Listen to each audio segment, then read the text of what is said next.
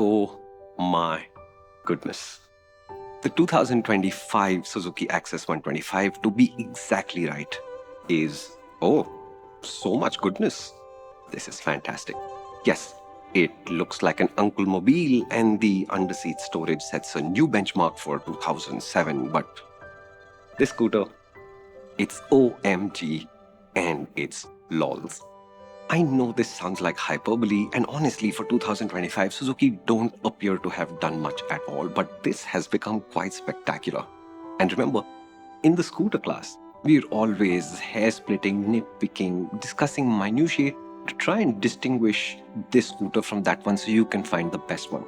It's a hard class to stand out in. And my surprise is, the Access makes that look easy. This is amongst the quickest of the 125cc scooters overall. I think it definitely is the quietest of all of the ICE scooters. Fuel economy 50 kilometers per liter or just under, more or less, however you ride it. Superb in the turns. And what I was not expecting, it's so comfortable.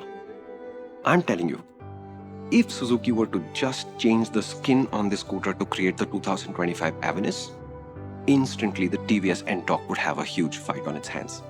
This scooter is fast and furious and, as always, family friendly. Hey, I want to invite you to try out the MotorInc app. The MotorInc app is free to download, and I'd like you to check out our guides.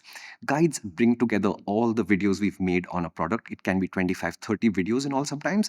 And there's clear, concise opinion on everything you need to consider before you say, yes, I should buy this vehicle, or no, I should not get this vehicle, including what are the closest rivals and why you should consider them. Please try it out today and do let us know what you think. Suzuki says that for 2025, they worked a lot on this scooter, but when you hear it in detail, it does sound incremental. The frame is a little bit more rigid, the way the engine mounts has changed a little bit, the airbox and the fuel tank are slightly larger, the suspension units have less friction, so they start moving earlier, and the mounting for the rear has changed, so the whole scooter is a little bit lighter. Apart from that, it's emissions and tuning work, and this staid, boring old design, and all of the traditional Suzuki qualities we appreciate, which is quality and finish. Despite all this, it's still a sub 110 kilo scooter. The Access was light, and it still is. So I thought, okay, a good scooter becomes a gooder scooter for 2025. Man, was I wrong. The seat is still a wide and long seat as before, but the profile across and lengthways has become flatter. And that means if you're short and you sit right up front, or you're taller and you sit more towards the back, they're both going to feel normal. But what I really love is it's a firm seat, and whether your commute is short or long, you get so much support from it. This is, to me, India's best scooter seat, period, of all of them. On top of that, the suspension has achieved something truly special. The smaller bumps on an Access seem to not exist, as if they flattened the road overnight, and we know that in India that doesn't happen. Mid-size bumps you are going to feel, but it's distinctly less harsh than you normally see on the other scooters. And then again, when the road gets really bad and the bumps are larger, this Access is doing things that other scooters just simply cannot. Combine the suspension and the seat, and the Access is now a cut and head and shoulders above the rest. What I thought may feel a little odd is specific to tall riders. If you're short or average height, as pillion or rider, you are really well taken care of. But if you're 6 foot or taller, you could feel like the seat is a little bit low versus how your feet go on the floorboard and your hands on the handlebar. Not uncomfortable, just a little odd. The Access also has a generous floorboard. My size 10 boots, I had them up against the plastics at the back when I was riding quicker, almost at the front apron when I've calmed down a little bit. It felt normal and unconstrained. Where Suzuki could have done more, and they really have missed a step here, is the underseat storage. It's generous, but Suzuki didn't relocate the fuel tank to under the floorboard like TVS did. The Jupiter today, both of them, offer 30% more storage space than the Access can.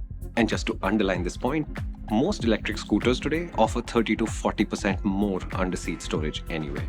What we've always loved about the Access 125 is that it can do that quiet and subtle family thing with great fuel economy, and then burst into action when the throttle opens more aggressively. At this 2025, it's gotten better at both of those things.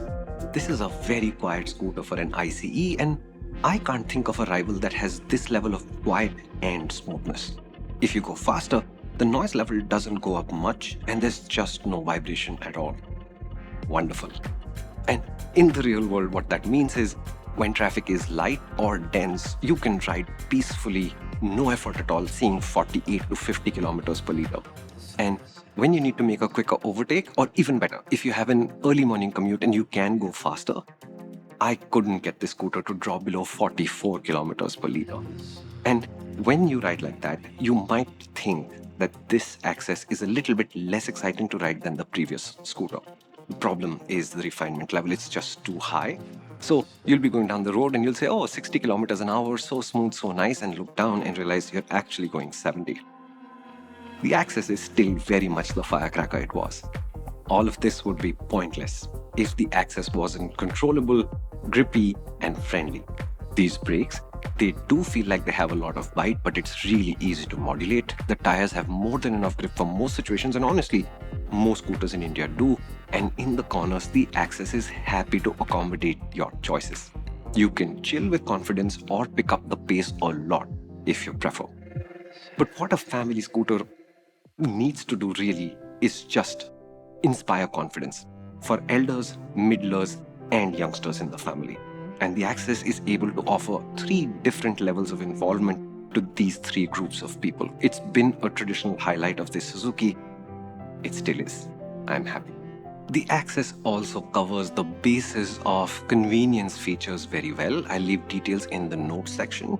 But what you might end up feeling is that it's not premium enough or fancy enough. You see, this is the top of the line scooter and the dash is clear, but it's basic to a fault. If you do connect this connected edition to the Suzuki app, which used to be clunky and crashy, but MotorInc Fam tells us that that's improved, then the left half of the screen will show you turn-by-turn navigation and phone calls, etc. But that's about it for the features. So, how do you decide on the variants? As always, please pick the cheapest variant you can that has the front disc brake. Downgrading from that to the front drum brake or upgrading to the connected edition, it still makes no sense to me. And I think Suzuki knows this because the middle model is the one called the Special Edition. And that brings us to design, which you can approach from 2 directions. To a youngster, the Access is going to look familiar and old and staid and boring. Suzuki has taken the lines of the old Access, tweaked it here and there, et voila. Will you identify this as the updated Access? I think so. Will you identify it as a family scooter on site? I think so too. But will you be able to tell in a crowd of scooters that this is the new Access? I don't think so. And a few months ago, that would have also been completely acceptable for this class, but now the TVS Jupiter 110 says family scooters can look fresh, they can look stylish, and despite that have universal unisex appeal like they're supposed to. That's the thing that Suzuki have missed doing.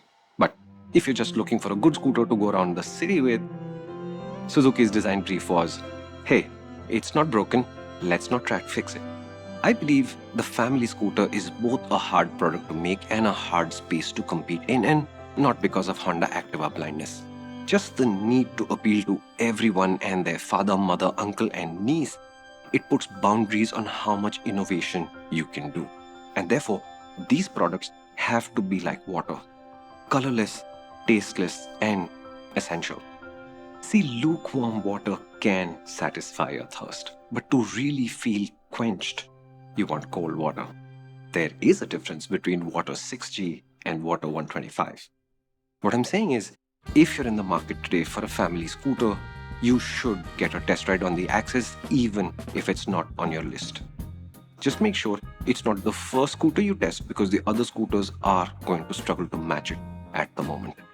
And what that means further is this is what a market-leading family scooter today looks like. You can say that the name on the top of the sales chart, that's the market leader, and that is an effective, if slightly lazy way to find your way to a safe purchase for sure. A true leader actively works towards giving you access to a superior experience, to stay on its toes, not rest on its laurels. Now you'll think, here comes the axe that Shumi always has to grind against the Honda Activa. And my honest response is, I have no use for an axe. But until this test unit goes back, I have access. Happy days.